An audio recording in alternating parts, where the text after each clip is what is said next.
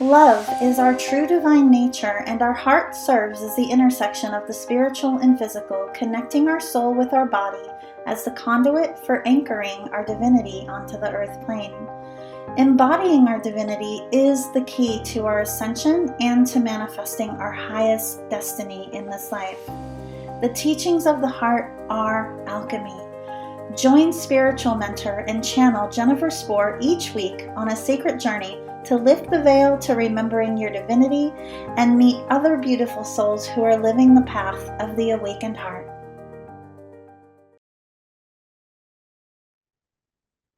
Hey everyone, it is my absolute joy to welcome Kassie Rhodenizer. She is our special guest on the show today. Kassie is a sacred space holder who supports her clients in loving and accepting themselves fully without condition. She works with opening and healing the heart chakra, inviting the barriers to self-love, judgments, harshness, shame, and unworthiness to soften so we can remember the truth of who we are, innocent and whole. That just makes my heart burst and expand even reading that. Welcome, Kassie. Oh, thank you so much for having me. And, my heart felt expansive as you read that. And it's just the remembrance, the recognition of that wholeness that we can so easily forget sometimes. So I feel it too. It's so true, especially I'm sure you can relate to this, but I find one of the greatest challenges for new earth leaders, light workers, healers, people, in other words, who know that they're here to anchor in a higher consciousness, right? Uh kind of doing that dance between birthing new creations into the world and still sort of straddling those 3D constructs can feel challenging at times. Yeah. So remembering, that we're always whole, it's so important. And the work that you do is so needed. On that note, I'd love for you to share with us more about the work that you do and what inspired you to this path. Love this question. So I really started diving headfirst into the world of spiritual growth and exploration and energetics, really energy, when I was on crutches for almost 2 years between 2015 and 2017. And that was just something that really shook my world. It changed how I could move about in the world, how I showed up, what activities I could do. And it was something that was really challenging for me. And for those 2 years, I went the route of the medical system. I did the surgeries and the different shots in my knees. And it was knee injuries that I was moving through, and nothing seemed to work. And I got to this point, background in science. I was actually doing my master's in science at the time. And I was like, okay, I'm finally open to something different, to something that could potentially help me, even if I may not understand it, even if it seems weird. I'm open. And that kind of declaration to the universe led me to opening myself to energy healing. And that's when I discovered the power of energy healing and the reality of energy, and that we are energy and that everything is energy. And through discovering energy healing, it was essentially a miraculous healing. I completely healed my knees, to the point where within a couple months I was running again. I threw away my crutches and I took my name off the list for 2 knee surgeries that I had outstanding, that they told me were essential to moving forward. So that kind of started my journey into the self-discovery of the connection of mind and body, emotions, energy, spiritual connection. And, when something like that happens, it's like full steam ahead. I really haven't looked back. And this path has brought me into an even deeper understanding of just the emotions that we carry as human beings and how important it is to wade through those heavier spaces and learn how to hold space and compassion and acceptance for ourselves so that we can find that inner wholeness that's always there. We just forget sometimes. It's so true, and the society that so many of us have lived in up to this point, right? Capitalizes off of our belief that we're broken, Mm-hmm. right? And we're not. This whole journey is of one of evolution and learning, and that we can learn and experience the whole spectrum of emotions and challenges and successes, knowing that we're whole. So, Mm-hmm. how cool. I'd love for you to share a little more of the detail around, how did you do that, right? Even just hearing you talking about being on crutches, because I had a knee surgery many years ago and I was on crutches for a while. And it's a workout, like Yeah, getting around, it's a thing. it is a thing. Like that was really my introduction into this world, and I wouldn't be here if I hadn't moved through that. And I really got to learn the emotional and energetic connection to physical ailments, injuries, dis-ease in the body. And I learned that the knees were associated with the solar plexus, which was very tied into me not feeling in my power, allowing society to kind of mold and shape my life and guide my life in a way that didn't fully feel authentic to me. Even this master's program that I was doing it was a should. It was the next logical step that you take as a student coming out of school. And I really had to look at that. And as well as receiving the energy healing and moving that energy, it was looking at my life and saying, okay, am I ready to step into where I know feels more aligned? Am I ready to claim that for myself and really taking back that power? And I find it so fascinating that it's all so connected. I would say that right now, the majority of people that come to me are really in a space of feeling that inner emotional dis-ease, discomfort, and are looking for that way, or they're looking for soothing. But what I love to share with people is how to soothe themselves and hold themselves. And yes, come to a ceremony and feel better. Yes, come to a healing session and feel better. But it's like, how can we carry that out into the world? And what can we bring with us so that when those moments arise, when we're walking down the street, when we're at our job, when we're in our car, like how can we remember that we can soothe ourselves and bring in that softness with ourselves? Because the harshness with ourselves is just, society has done such a good job of creating this this program of almost instant harshness, instant judgment, instant feeling like we're doing it wrong, as if we could somehow be doing the human journey wrong. Yeah, Right. and there is no wrong. And very simply, anything that is not of love is not from God or source or whatever that energy is, for whoever is listening. That's a really simple way to put it, because it can feel quite overwhelming, all of the beliefs that we have that limit us, and the emotions that we experience, right? Mm-hmm. So knowing something can feel like a different ball game than actually applying it. What would be, one or two of your like best practices or things that you guide clients around in terms of helping them to actually integrate these new awarenesses through their body and out into their outer reality? Mm-hmm.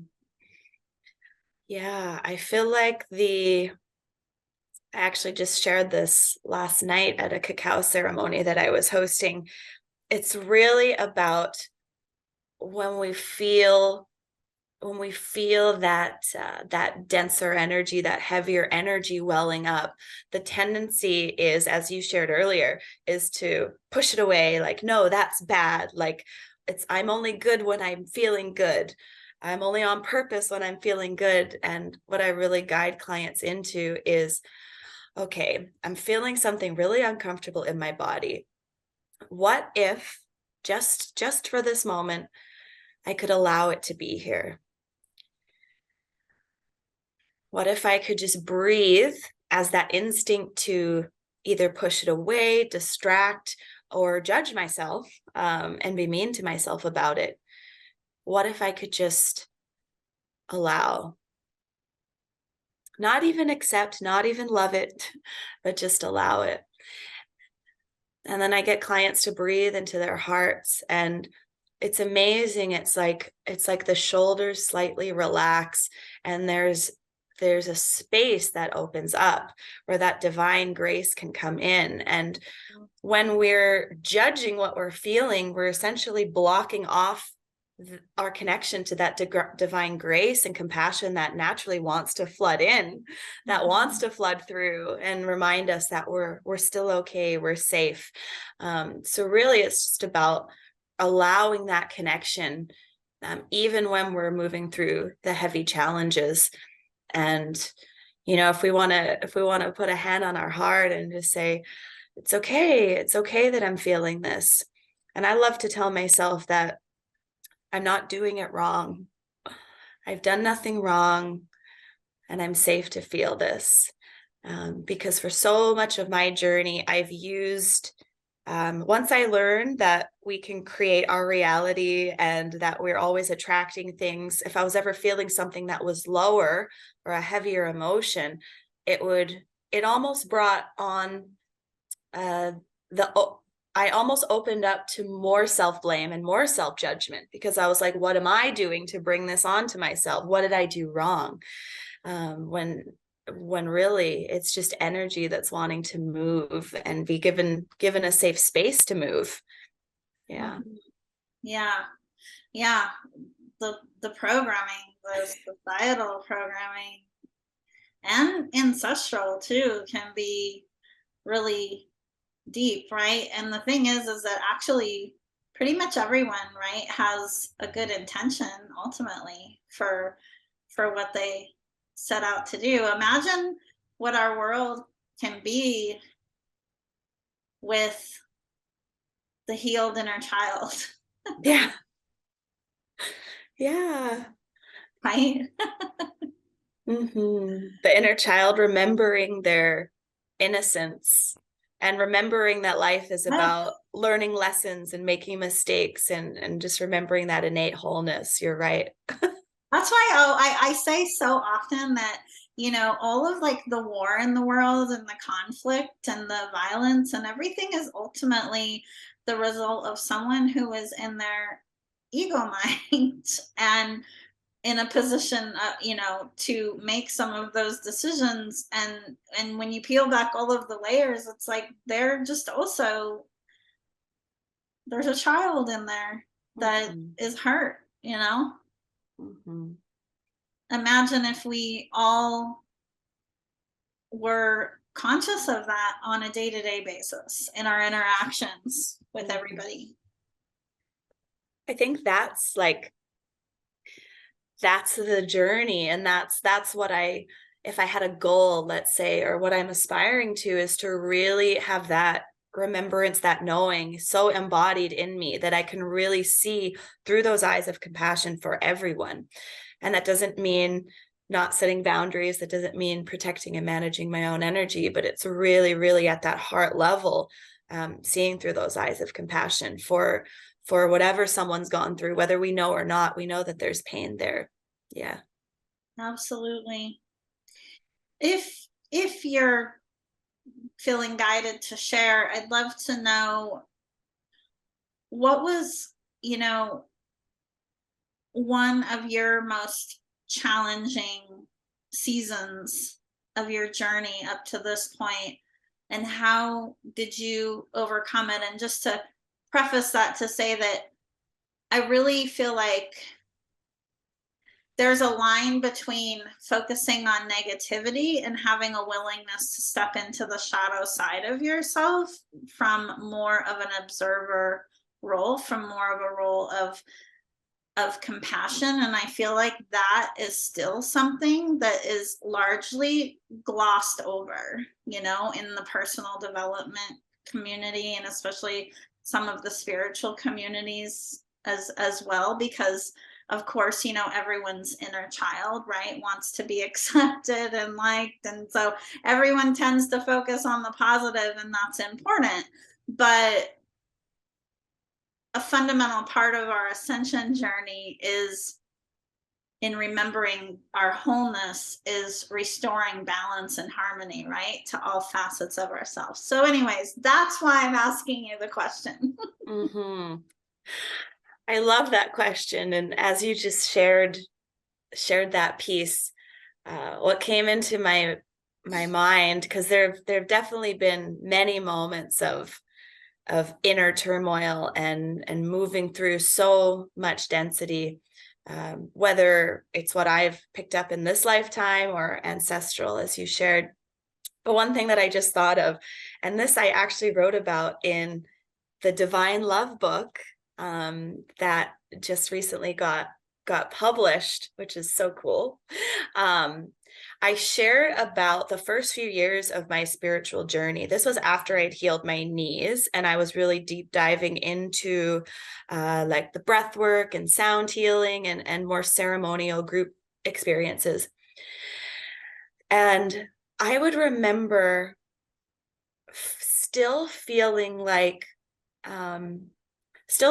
it was only okay to expose certain shadow aspects of myself. Like it was okay if I showed up in grief. It was okay if I showed up and expressed anger. But there were other parts of me that I felt I still needed to hide.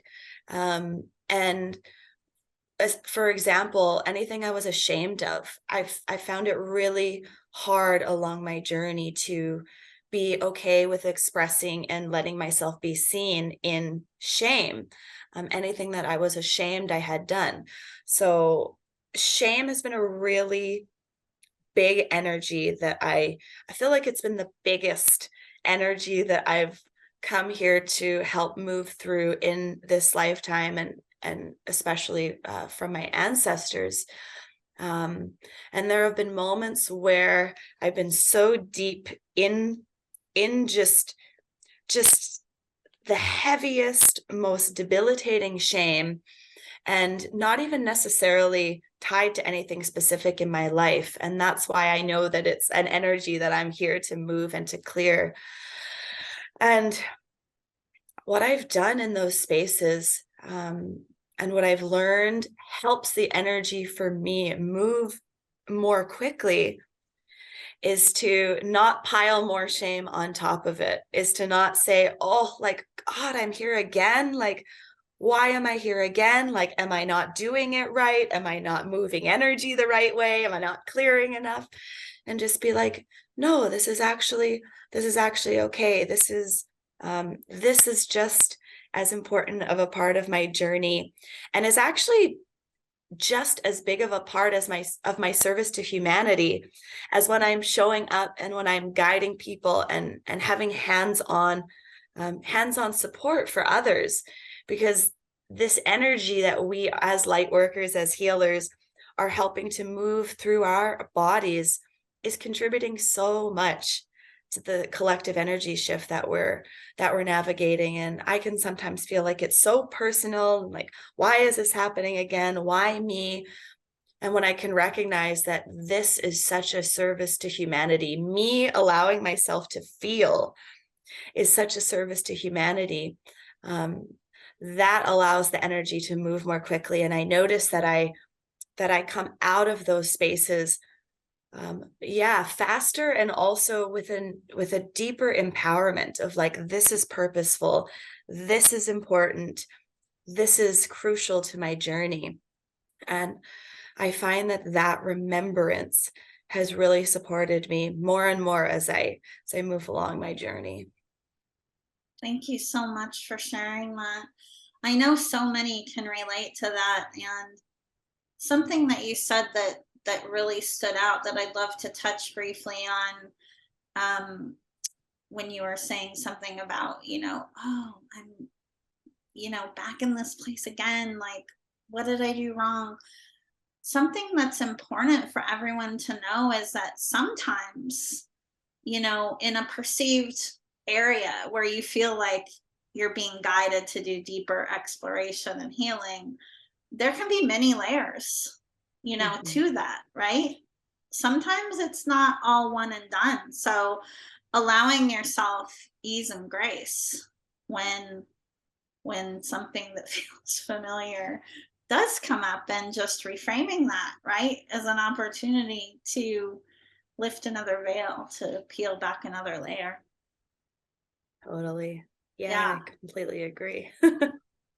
I would love for you to tell us more about the book, Divine Love, because you recently co authored a book, right? And it was released. And I think we have that information, and we'll be sure to include that in the show notes. Tell us all about that, and your contribution there.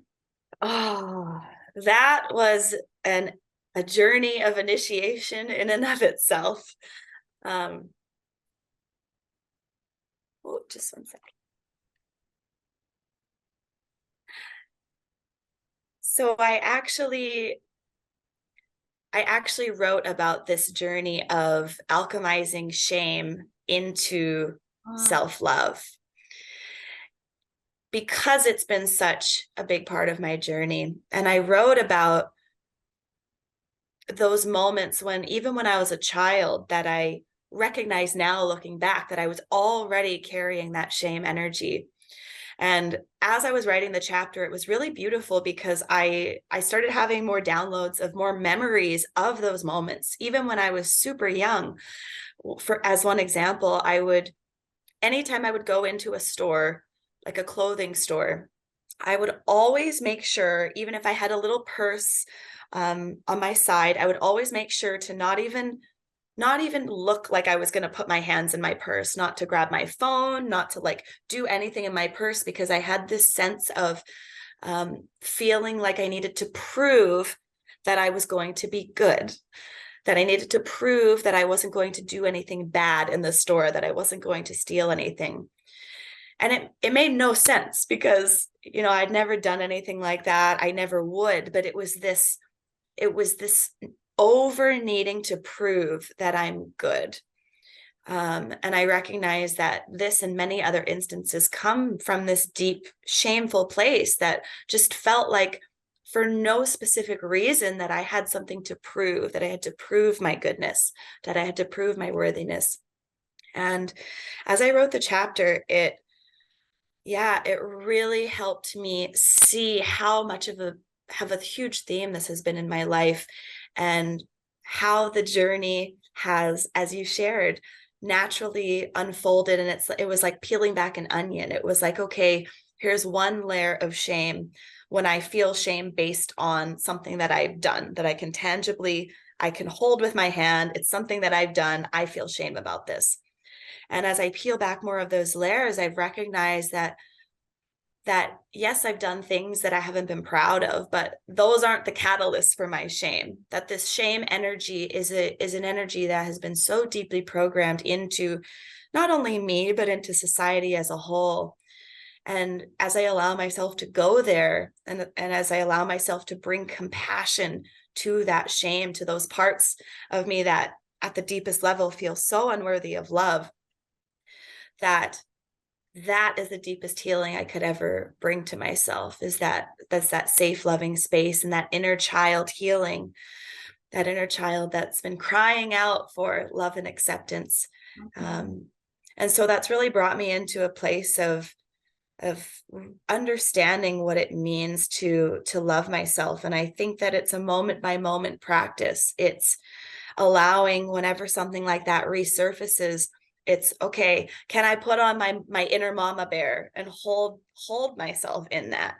can I hold that tenderness and grace even when my mind wants to be like, no, but that one thing you did was really bad. Like that requires shame. Like shame is okay here. It's like, okay, can I hold that? Can I breathe into that? Can I still have that tenderness for myself? And so my chapter is really about that journey. And it was such a blessing to share with so many other incredible heart-centered authors. I mean, just so many people coming together that really lead with their hearts, has created such a potent work of art and healing for the world. So beautiful. And